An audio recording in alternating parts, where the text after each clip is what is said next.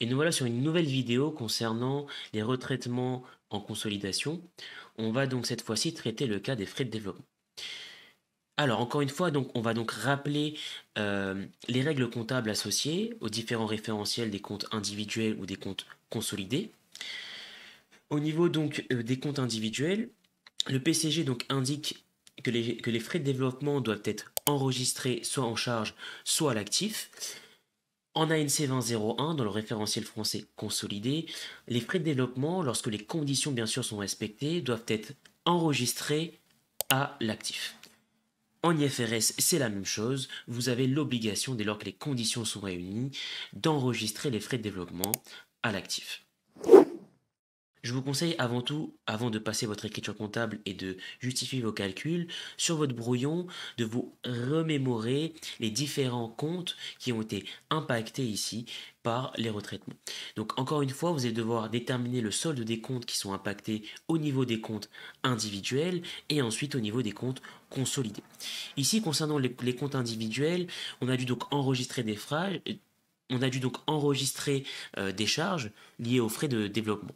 Ici pour un montant de 50 000 euros au total. Au niveau des comptes consolidés, on souhaite et on est même obligé donc d'enregistrer ces frais de développement à l'actif.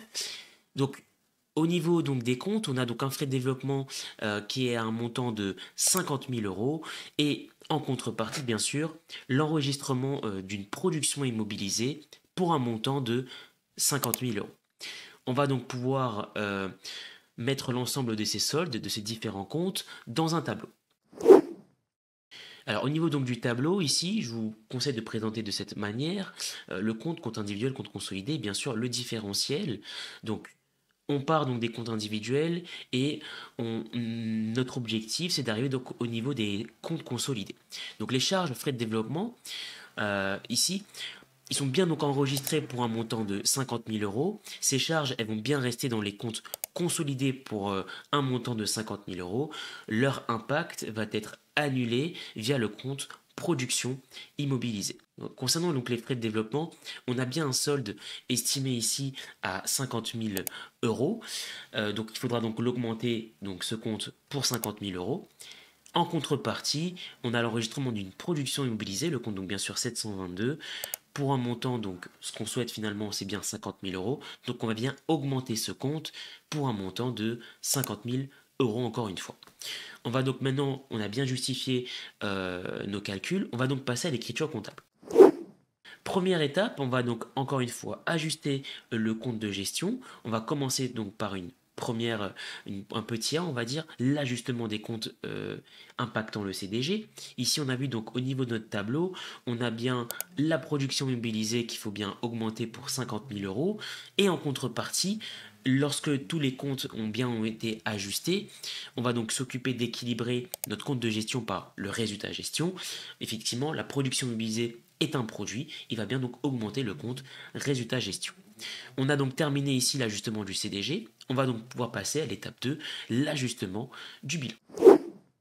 Au niveau du bilan, encore une fois, on va donc commencer par enregistrer les différents comptes, les différents soldes des comptes du bilan. On a donc en premier lieu les frais de développement pour un montant de 50 000 euros, et c'est bien le seul qu'on a vu ici dans notre tableau qu'il faut tout simplement enregistrer. On va donc pouvoir maintenant reporter le résultat qui se trouve au niveau de notre CDG, qu'on a déterminé pour 50 000, qu'on va bien donc créditer le résultat X pour le même montant. Mais bien sûr, à l'inverse, toujours respecter ceci. Il n'y a pas de solde par les réserves ici, tout simplement parce que, encore une fois, n'oubliez pas, dès lors que l'opération de consolidation a lieu a lieu en même temps que l'exercice de consolidation. Donc l'opération de consolidation intervient au moment de l'exercice de consolidation. On n'a pas, encore une fois, de réserve. On va donc maintenant passer à la dernière étape, l'enregistrement de l'impôt différé. On a bien ici la production qui a bien augmenté le résultat gestion, donc qui va augmenter finalement l'IS pour un montant de 25%, donc 50 000 fois 25%. En contrepartie, on va donc tout simplement équilibrer notre écriture par le résultat gestion, encore une fois, puisque l'enregistrement de l'IS est une charge qui va diminuer le résultat gestion. Maintenant, ce résultat gestion, il va être reporté. On a bien une diminution du résultat. Donc, au bilan, le résultat X va être diminué pour un montant de 12 500 euros. Et vu qu'on a finalement enregistré une charge d'IS, on a une dette d'impôt, qu'on appelle impôt différé passif, pour un montant de 12 500 euros. Merci pour votre écoute et on se retrouve pour une prochaine vidéo.